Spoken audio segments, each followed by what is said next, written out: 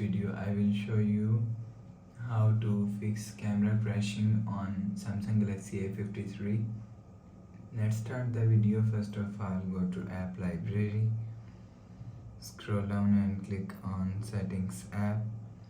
Now in setting, scroll down and click on apps.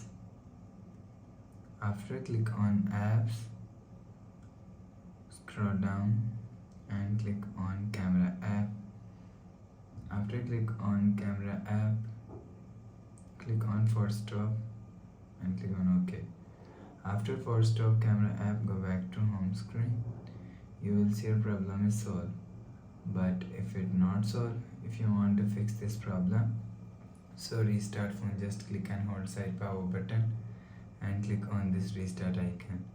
Again tap on this restart icon, you will see phone is restart. After restarting, enter phone pin. You will see your problem is solved. But if it not solved, if you want to fix this problem, so click on settings app, scroll down and click on apps and click on camera app, click on storage and click on clear cache. After clear cache camera app, go back to home screen. You will see your problem is solved. But if it's still not solved, so again click on settings app, scroll down to end, click on general management